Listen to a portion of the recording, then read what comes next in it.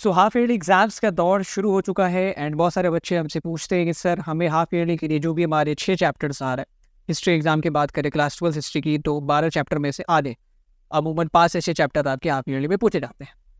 तो उसमें से कौन कौन से टॉपिक्स कौन कौन से क्वेश्चन इंपॉर्टेंट है, तो मैंने इस वीडियो में पर्टिकुलरली जो क्वेश्चन आपके लिए इन 6 चैप्टर्स में इंपॉर्टेंट है, चाहे वो 4 मार्कर्स हो या 8 मार्कर्स हो, उनकी एक लिस्ट बताई है।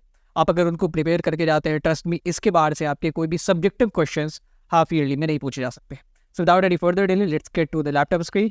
एंड उससे पहले if you have not subscribe to our channel, make sure कि आप हमारे चैनल को सब्सक्राइब जरूर करें। So here we have chapter 1 जो हमारा ब्रिक्स बीट्स एंड बोन्स है। इनमें से कुछ हर एक चैप्टर में कुछ 4-5 जो क्वेश्चन है बहुत इंपॉर्टेंट है, ना केवल ये हाफ ईयरली के लिए आपके काम आएंगे, बल्कि आप चाहे प्री बोर्ड की बात करें या इवन आप बात करें बोर्ड की, क्योंकि ये सारे questions one of the most frequently asked questions में से हैं। एंड इन्हीं को आपके जो स्कूल टीचर्स है वो हाफ ईयरली में यूज़ करते हैं एंड प्री बोर्ड में भी यूज़ करते हैं। तो आप इसको प्रैक्टिस कर लेते हैं तो आपको फ्यूचर में भी ये फ़ायदा ही देंगे। पहला सवाल जो है वो हमारा ड्रेनेज सिस्टम से रिलेटेड है। मैंने बताया था कि टाउन प्लानिंग से रिलेटेड बहुत सवाल आता है एंड इस टाउन प्लानिंग में जो ड्रेनेज सिस्टम है उससे रिलेटेड सवाल बहुत बार पूछे गए हैं। तो ये 4 मार्कर है, इसमें आपको 4 फीचर्स जो है वो ड्रेनेज सिस्टम का बताना है। एक इंट्रो डाल देंगे आप, उसके बाद 4 फीचर डाल के कंक्लूड कर देंगे। आंसर प्रॉपर कैसे लिखा जाता है इसके ऊपर मैं सोच रहा हूँ कि एक सीरीज़ बनाऊँ। अगर आप चाहते हैं कि एक प्रॉपर आंसर राइटिंग की सीरीज़ हो जिसमें मैं आपको बताऊँ कि आप किसी भी क्वेश्चन का इंट्रो कैसे लिख सकते हो, मेन बॉडी कैसे फ्रेम कर सकते हो, अगर फ्लो चार्ट बनाना है तो वो कैसे बना सकते हो, कंक्लूजन कैसे तैयार कर सकते हैं, तो आप कमेंट बॉक्स में ज़रूर मुझे बताएं। इसके बाद जो दूसरा सवाल है ये आर्कियोलॉजी से रिलेटेड है। आर्कियोलॉजी में 3 कैरेक्टर हैं, John Marshall, R.A.. Miller and Cunningham. उसमें जॉन मार्शल साहब बहुत खास हो जाते हैं। तो सवाल ऐसे आता है कि जॉन मार्शल का इंडियन आर्कियोलॉजी में क्या कॉन्ट्रीब्यूशन है। तो ये सवाल आपका अमूमन 4 मार्कर में आता है। तो आप बताएंगे कि एक तो इंडिया के एंशिएंट हिस्ट्री को उजागर किया, फिर बहुत अलग अलग चीज़ें लेके आए, जैसे हॉरिजॉन्टल जो एक्सकेवेशन है वो किया। सो एक्चुअली अगर कहें तो इंडियन आर्कियोलॉजी जो है स्थापित कनिंघम ने की है, बट इसको जीवंत जॉन मार्शल साहब ने किया। तीसरा, again one of the most asked question, analyse the problems being faced by the archaeologist to reconstruct the religious practices of Harappans. इसमें आप कन्फ्यूजन के बारे में बताएंगे कि प्रोटोशेवा सील या मदर गॉडेस या प्रीस्ट किंग वगैरह को एनालाइज करने में क्या कन्फ्यूजन होता है, क्योंकि पास्ट में हमारे इन मूर्तियों से रिलेटेड कोई रेफरेंस नहीं है। तो इसकी आप चर्चा करेंगे। मैंने अपने वन शॉट में जो नोट्स आपको प्रोवाइड करा है उसमें इस टॉपिक के ऊपर जितने जो फ्लो चार्ट बनाया उसको आप यूज़ कर सकते हैं। चौथा सवाल अगेन हड़प्पन सिविलाइजेशन के सेंट्रल अथॉरिटी को लेके, इसमें जो 3 ओपिनियन है आप उसको बताएंगे, और अगर एग्जांपल ले सकते हैं कि भाई कैसे एक अथॉरिटी रूल कर रही होगी तो आप बता सकते हैं कि हड़प्पन सिविलाइजेशन में इतना जो फीचर था उसको बिना किसी अथॉरिटी के, बिना किसी रूलर के इम्प्लीमेंट करवाना पॉसिबल नहीं था। So these 4 question I think वो very important from chapter 1। Chapter 2 की बात करें, पहला सवाल महाजनपद। इसमें से तो जो 4 सवाल है ना वही पूछे जाते हैं बोर्ड में भी, वही प्री बोर्ड में भी पूछे जाएंगे, और वही आपका हाफ ईयरली में भी अगर कोई पूछ सकता है तो पूछेगा। 5 फीचर आपके महाजनपद के, अगेन 4 मार्कर में आप बता देना कि हर एक महाजनपद की कैपिटल सिटी होती थी, अमूमन वो फोर्टिफाइड होती थी, कभी कभी प्रॉपर ब्यूरोक्रेसी भी हमने देखी है, कभी कभी प्रॉपर आर्मी होती थी, मिलिशिया पे भी कभी कभी डिपेंडेंट रहते थे। दूसरा सवाल, Magadh became the most powerful mahajanapada between 6th and 4th century BC। देखो यहाँ पे आपसे ये पूछा जाए कि मगध जो है इतना पावरफुल था, ये क्यों था। कई बार आपसे डायरेक्ट सवाल नहीं पूछेंगे, ठीक है, आपसे बहुत बार ऐसे स्टेटमेंट में डाल के सवाल पूछ जाएंगे, तो आप इसको क्रैक करना कि आखिर इस स्टेटमेंट से क्या पूछा जा रहा है। यहाँ स्टेटमेंट में Magadh became the most powerful mahajanapada between 6th to 4th century BC, substantiate this statement, इस स्टेटमेंट को आप प्रूफ करके दिखाओ क्यों था। सो आप ये कारण बताएंगे, इसको भी मैंने अपने वन शॉट में डिस्कस किया है। Historians have used a variety of sources to reconstruct the history of Mauryan empire. Mauryan empire की हिस्ट्री को रिकंस्ट्रक्ट करने के लिए किन किन सोर्सेज का हिस्टोरियंस इस्तेमाल करते हैं उसके बारे में बताना है। 4 ऐसे सोर्स का आप नाम बता सकते हैं, तो कुछ आप लिटरेरी सोर्स बता दो, कुछ आप आर्कियोलॉजिकल बता दो। चौथा सवाल, explain the administration of Mauryan empire. देखो ये चारों यहाँ पे ना 4-4 मार्क्स के हैं। अब इसमें से मुझे अगर कोई 8 मार्कर बनाना है तो मैं क्या करूँगा, 2 4 मार्कर को मिला दूंगा। फॉर एग्जाम्पल यहाँ पे मगध महाजनपद, मगध और महाजनपद, ये दोनों सवाल को मैं मिला सकता हूँ क्योंकि ये दोनों महाजनपद से रिलेटेड ही है। ऐसे ये सवाल, historians have used a variety of source and plus modern empire के एडमिनिस्ट्रेशन को आप एक्सप्लेन करो।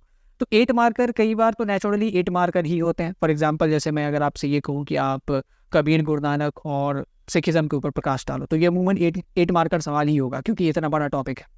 लेकिन कई बार एक 8 मार्कर सवाल नहीं बनता रहता, तो 2 4 मार्कर को मिला के भी जो एग्जामिनर है वो आपसे 8 मार्कर सवाल पूछते हैं। तो ये रहा आपके चैप्टर 2 के इंपॉर्टेंट क्वेश्चन। फिर चैप्टर 3 में आते हैं, kinship, caste and class. Mahabharata in dynamic text है, इसको एक्सप्लेन करो। अगेन ये 4 मार्कर में आएगा। इसमें आपको बता देना महाभारत में कैसे कैसे जो कॉन्टेंट्स है वो बाद में ऐड हुए हैं, फिर समय के साथ साथ इसमें अलग अलग वर्जन्स इसके मिलते हैं। संस्कृत में ये अलग अलग स्क्रिप्ट में से लिखा गया है, फिर अलग अलग लैंग्वेज में इसको ट्रांसलेट किया गया।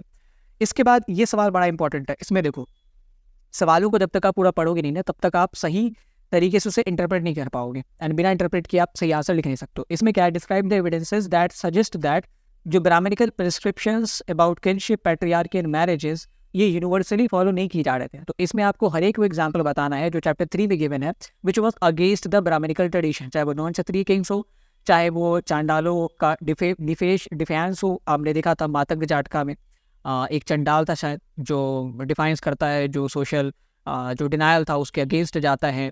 फिर आप निषादों के बारे में बता सकते हैं, वो ब्राह्मणिकल प्रैक्टिसेस को नहीं मानते थे। फिर बहुत सारे मलिक छुड़ू लड़ा के इंडिया में रूल करते हैं, वो भी अगेंस्ट द ब्राह्मणिकल नॉर्म्स है। तो इन सारे एविडेंसेस को आपको फिर जो सगोत्र विवाह होते थे उसके बारे में आप डिस्कस कर सकते हैं। तो इन सारे एविडेंसेस को आप अपने आंसर में डिस्कस कर सकते हैं। Describe the elements considered by students to analyse Mahabharata. Mahabharata को एनालाइज करने के लिए अगेन 4 मार्कर सवाल है। फिर इसको और इसको मैं अगर मिला दूंगा तो 8 मार्कर हो जाएगा, ठीक है। तो कौन कौन से एलिमेंट्स कंसिडरेशन में लिए जाते हैं, तो पहले date and time of composition, फिर लैंग्वेज हो गया, फिर टारगेट ऑडियंस, फिर ऑथर का क्या पर्सपेक्टिव था। चौथा सवाल, describe the life of untouchables in the ancient period. ये मैं आपसे 8 मार्कर में पूछ सकता हूँ, क्योंकि इसमें ना 5 से 6 पॉइंट आपके बनेंगे। फिर अनटचेबल्स के बारे में आप थोड़ा सा इंट्रो भी दे सकते हो, ठीक है, प्योरिटी इम्प्योरिटी का कॉन्सेप्ट लगा के। तो ये एक 8 मार्कर सवाल बन सकता है। कई बार क्या होता है, जो सवाल आपको 4 मार्कर लगता है उसको ही 8 मार्कर में वो पूछ देते हैं। तो इस केस में आपको क्या करना होता है, अपने इंट्रो को, अपने बैकग्राउंड को थोड़ा सा एक्सटेंड कर ले। पॉइंट्स आपके पास 5-6 ही हैं, ठीक है, उसको आप 4 मार्कर में लिखो या 6 मार्कर में लिखो, बट आप एक्सटेंड क्या कर सकते हो, तो जो चीज़ें आपने पॉइंट में लिखी है क्या आप उसको फ्लो चार्ट में समअप कर सकते हो। अगेन वो एक बहुत अच्छा इंप्रेशन डालेगा। फिर आप अपने इंट्रो में कितना बैकग्राउंड लिख सकते हो जो कि बहुत ज़्यादा भी ना लगे और बहुत कम भी ना लगे। तो इस तरीके से आपको एक जो बैलेंस इक्विलिब्रियम है वो मेंटेन करना होता। फिर अगेन एक इंपॉर्टेंट क्वेश्चन की जो अर्ली हिस्टोरिक पीरियड था उसमें फैमिलियल टाइज यानी कि किनशिप का क्या कॉन्सेप्ट था, मैरिजेस कैसे होते थे। तो ये एक प्रॉपर 8 मार्कर है। इसमें मैरिजेस को लेकर आप जितनी भी चीज़ें थी आप बताएंगे, कन्यादान का कॉन्सेप्ट बताएंगे, सगोत्र विवाह, विवाह कितने टाइप के होते थे उसका कॉन्सेप्ट बताएंगे, गोत्र का क्या कॉन्सेप्ट था उसको बताएंगे, किनशिप टाइज किस तरीके से डिसाइड होते थे ब्लड के लेवल पे, अडॉप्शन के लेवल पे। तो ये सारी चीज़ें जो भी मैंने शॉर्ट में बताया है एंड इवन मेरे नोट्स में है। एंड आप एनसीईआरटी से भी जवाब ढूंढ सकते हो, बट नोट्स थोड़ा सा जो फ्रेमवर्क है उनका थोड़ा सा स्ट्रक्चर्ड है, तो वहाँ से ढूंढने में आसानी होगी। तो आप इन सवालों को बना सकते हो, not only for half yearly, pre board and also for the boards. Chapter 4 thinkers, beliefs and buildings. 6th century BC जो है, मिड फर्स्ट मिलेनियम BC या 5th या 6th सेंचुरी BC, इसको टर्निंग पॉइंट क्यों कहते हैं ये बताओ। तो इसमें आप बता देना कि मेजर थिंकर्स जो है उसी ज़माने में आते हैं, फिर जो प्रीवियस प्रैक्टिसेस हैं उनको क्वेश्चन किया जाता है। दूसरा, क्रिटिकली एग्जामिन, ये बहुत इंपॉर्टेंट सवाल है कि भाई सांची स्तूप क्यों सर्वाइव कर पाया और अमरावती क्यों नहीं कर पाया। तो सांची के प्रिजर्वेशन पॉलिसी के बारे में बताएंगे और अमरावती के अनफॉर्चुनेट जो लैक ऑफ प्रिजर्वेशन उसके बारे में बताएंगे कि अमरावती के पास कोई ऐसा रूलर नहीं था जो इसके ऊपर ध्यान दे पाए।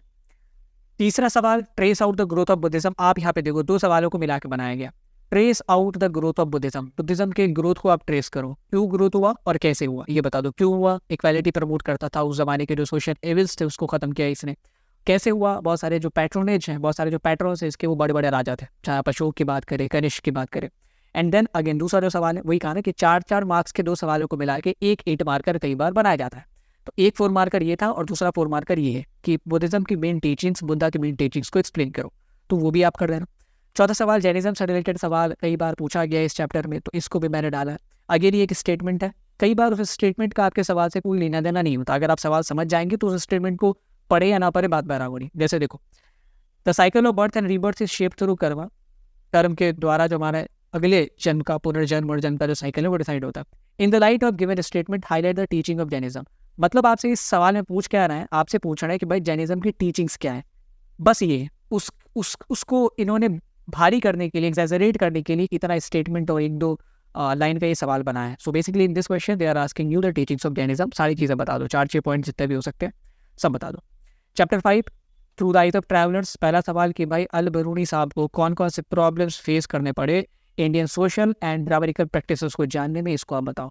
एंड उसके अलावा एक और मैंने सवाल यहाँ पे डाला, mention any 2 sources that provided him support, चाहे वो पतंजलि की किताब हो, चाहे वो वेद हो, चाहे वो अलग अलग किताब है। दूसरा सवाल, इब्न बतूता, अगेन देखो ये स्टेटमेंट बेस्ड क्वेश्चन है। Ibn Battuta found cities in the Indian subcontinent full of exciting opportunities.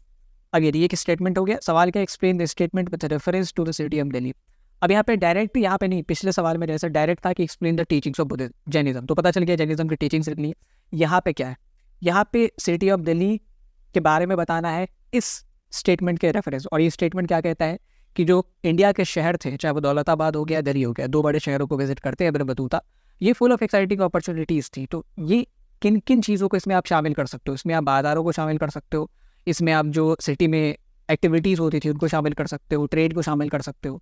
तो ये सिटी लाइफ के आसपास ये सवाल आपका बनता है। तीसरा सवाल अगेन एक स्ट्रेट फॉरवर्ड सवाल है कि इब्न बतूता ने इंडियन सिस्टम ऑफ कम्युनिकेशन के बारे में क्या बताया था। तो आप बताना है कि भाई सिस्टम ऑफ कम्युनिकेशन कैसा था, मुल्तान से दिल्ली पहुंचने में कितना टाइम लगता था, सिंध से दिल्ली पहुंचने में कितना टाइम लगता था। फिर जो 2 प्रकार के सिस्टम थे आपके, उलूग एंड दावा करके, उसको आप एक्सप्लेन कर सकते हो। चौथा सवाल अल बरूनी का कास्ट सिस्टम को लेकर क्या डिस्क्रिप्शन था, वो आप बताएं। मैंने इससे रिलेटेड इंपॉर्टेंट टॉपिक पे एक वीडियो भी बनाई है, उसमें मैंने कहा है कि भाई ये जो 3 टॉपिक्स है, अल बरूनी का कास्ट सिस्टम पे डिस्क्रिप्शन, उसके बाद इब्न बतूता का सिटी लाइफ और कम्युनिकेशन के ऊपर, और फ्रांसिस बर्नियर का सती सिस्टम एंड लैंड ओनरशिप के ऊपर। तो कई बार फ्रांसिस बर्नियर से रिलेटेड सवाल नहीं है, इब्न बतूता एंड अल बरूनी वो ज़्यादा इंपॉर्टेंट है। तो ये सवाल आपके चैप्टर 5 से इंपॉर्टेंट है। चैप्टर 6 की अगर बात करें तो सूफीज़म की फ़िलॉसफी कई बार पूछी गई है, और ये बहुत बड़ा सवाल है। हो सकता है कि इसे आपको 4 मार्कर में भी लिखना पड़े और 8 मार्कर में भी लिखना पड़े। तो अगर 8 मार्कर में लिखेंगे तो you should write the background, Sufism क्या है, ठीक है, बैकग्राउंड कैसे इमर्ज हुआ, देन सूफीज़म के जो फीचर्स हैं, ठीक है, and then you should talk about the silsilas जो कि इंडिया में प्रेवेलेंट थे, चाहे वो चिश्ती हो गए, चाहे वो कादरी हो गए, चाहे वो सुहरावर्दी हो गए। Then describe the main teachings of Guru Nanak, इसको मैं ऐसे भी बोल सकता हूँ, describe the main teachings of Sikhism. तो ये एक ही सवाल बनेगा। इसके अलावा यहाँ पे अलवर और नायनार के स्टेट के साथ कैसे रिलेशन थे और उनका कास्ट सिस्टम के टुवर्ड्स कैसा एटीट्यूड था। वो अलवर और नायनार भक्ति आंदोलन का, भक्ति मूवमेंट का एक बहुत अहम हिस्सा है, इससे रिलेटेड सवाल आता ही आता है। उसके बाद बात करते हैं कबीर के बारे में। गुरु नानक, जब हम बात करते हैं लेटर सूफी ट्रेडिशन, भक्ति ट्रेडिशन की जो 14वीं 15वीं शताब्दी तक पहुंच गया था, उसमें कबीर सबसे इंपॉर्टेंट फिगर है। इनसे रिलेटेड सवाल सबसे ज़्यादा पूछे गए। इवन गुरु नानक के मीराबाई से भी ज़्यादा कबीर से रिलेटेड सवाल पूछे गए। और पूछा क्या जाता है, तो ये देखो, Kabir was and is to the present a source of inspiration for those who question entrenched social institution and ideas in their search for divine explain. Kabir पहले के टाइम के लोगों के लिए भी और आज के समय के लोगों के लिए भी एक इंस्पिरेशन है। कैसे लोग जो इंट्रेंच्ड सोशल इंस्टीट्यूशन, जो स्थापित सामाजिक स्ट्रक्चर्स है, उसके खिलाफ और आइडियाज़ के खिलाफ बोलना चाहते हैं, क्वेश्चन करते हैं। तो इससे रिलेटेड आप कबीर का जो एटीट्यूड था towards Brahmanical practices, towards caste system, towards everything, तो वो आप लिख सकते हैं शुरू से लेके आता तक। देखो 8 मार्कर जब भी पूछा जाता है ना, तो आपको एक बहुत अच्छा बैकग्राउंड लिखना पड़ता है। That needs to be a good intro, बहुत अच्छा इंट्रो सेट करे, अच्छा बैकग्राउंड लिखो, एंड देन आप फीचर्स पे जाते हो, जो मेन बॉडी उसको करते हो। अगर उसमें हो सकता है फ्लो चार्ट बनाना, तो फ्लो चार्ट, देखो जितने भी 8 मार्कर होते हैं वो सारों में फ्लो चार्ट बनते हैं।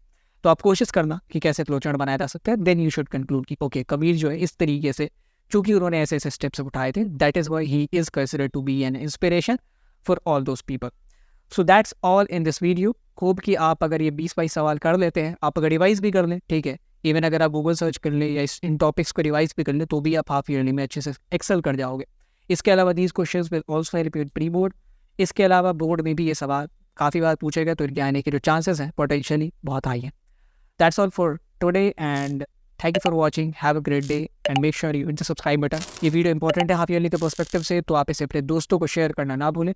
एंड अगर हो सकता है तो इसे अपने व्हाट्सएप या इंस्टाग्राम के स्टेटस में भी लगाएं। इंस्टाग्राम पे अगर आप स्टेटस में लगाते हैं तो प्लीज़ टैग ब्लेड लर्नर, ताकि हम आपको शॉर्ट आउट दे सकें। Thank you for watching, have a great day.